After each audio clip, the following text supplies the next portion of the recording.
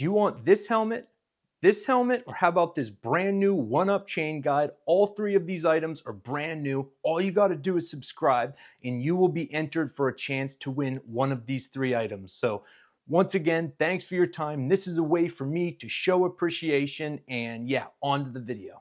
Man, am I on the Lachie Stevens Mcnab hype train? What do you guys think? The dude goes from essentially unknown before last year, comes into the 2024 season, almost wins a World Cup in Poland, ends up getting 2 podiums on a privateer team no less, gets bumped up to Trek Factory Racing. He is on one of the best teams in the sport. And I just finished up watching the New Zealand Redemption Series. I'm not sure why they call it Redemption Series. Maybe someone can fill me in on it. But the first Crankworx downhill race of the year, and Lachie threw down. I'm telling you what, he is winning a World Cup this year. It's happening. I am seeing something special with this dude. Each race he does, in spite of all the hype and the elevated expectations, he rides like it's just a fun weekend at the bike park. He doesn't override stuff. He doesn't rush in. He doesn't some riders you can see, Finn Isles is a good example, and he has improved over the years with this, but you can see the nerves. You can see the intensity. And it's understanding, hey, I've raced downhill. That is what makes it so challenging, is it's one run, one mistake. You sneeze wrong and it's over. Finn Isles has gotten a lot better at it, no doubt, but he is an example of someone that you can kind of tell that, boy, the intensity can sometimes get to him. Lachie Stevens has that Kiwi sort of ice running through his veins. In spite of him being a fun-loving, just really nice dude, the dude just doesn't seem to be affected by pressure. His run was incredible. Now, the competition wasn't super deep, so, let's calm down a little bit. But, man, I think he ended up winning by 7 seconds over Bernard Kerr, who is a legitimate top 5 potential World Cup winning rider. And wow, what's wild is it was not a 7-second run where it looked like he was barely holding it together. He looked calm, precise. It's those difference between the really good riders, the really, really good riders, and those exceptional riders. And I am honestly thinking that Lachie might be in the exceptional group because they are just able to put down a run, making it look easy and effortless. And the clock says they're 7 seconds up because they understand optimum versus maximum. They're not going into the corner too fast, blowing it, having to pedal back up to speed. They know exactly how fast to go through a corner, how hard to pump a particular section, where they got to check up. And this is what truly separates the World Cup title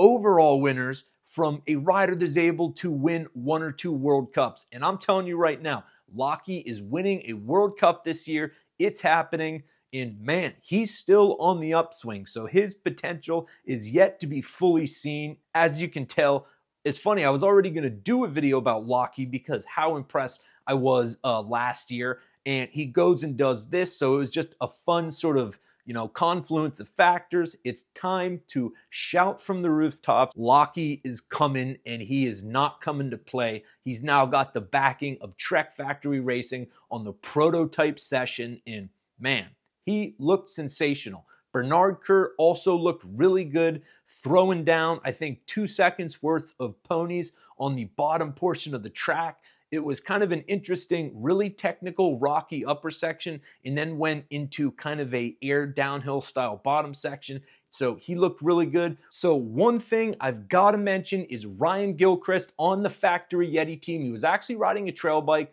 looked really good. I believe he ended up going down, but I could not believe that instead of opting for a full downhill full face, he was opting for the kind of enduro-specific helmet. Why are you doing that, dude?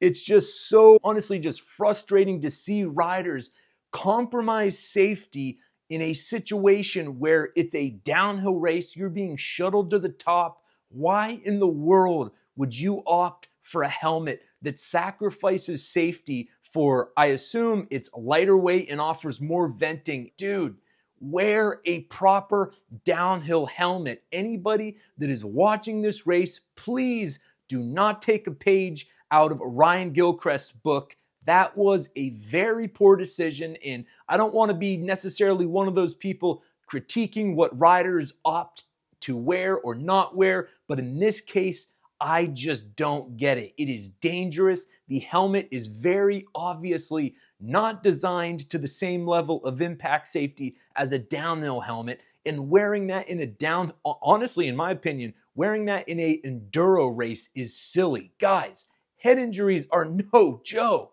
Wear the proper helmet in a race scenario. I'm not saying you have to go trail ride with a full face. When you are racing, and in my opinion, enduro or downhill, wear the best protection you can get. Head injuries are no joke. They are one of the most consequential injury you can get. And please do not, do what Ryan was doing and opt for these goofy ass half shell. I don't know why they exist.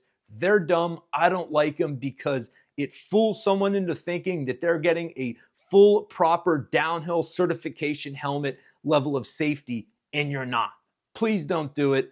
On to other riders that stood out. Jenna Hastings won the women's race. She smashed them. She won by a huge margin. I don't have the exact time at hand, but she looked really aggressive, dialed, was definitely sort of the class of the field.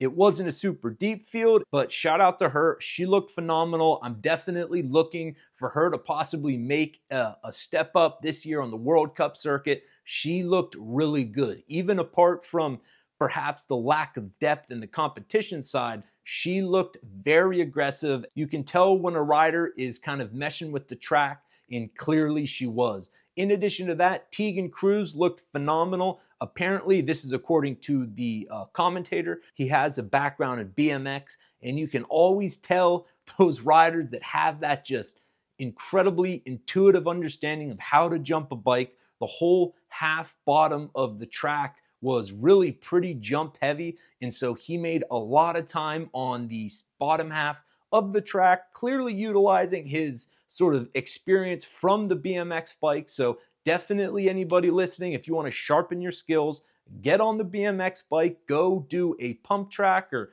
honestly just ride it, and it is going to pay off.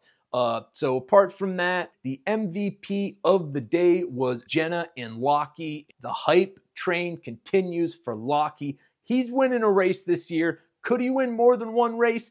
It's possible because he has got that calm sort of ability when the pressure is at its highest. And in this sport, we have seen many riders that simply cannot cope with it. The intensity of a downhill race, unlike a motocross race that is, let's say, 20 minutes or 30 minutes, you can crash, get off the bike, get back on the bike, and win it. Well, in downhill, that's not how it works. It's a unique component of the sport, and it seems like Lachie, the sort of calm, soft-spoken Kiwi, has got that sort of natural ability in spades. So it's official. Let's do it. The first race is Poland?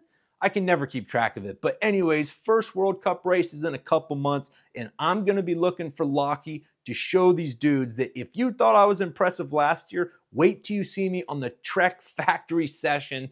Let's do it. I'm excited, but it was a good race. Very cool to see. And yeah, what else to say? Jenna and Lachie were the big MVPs of the day.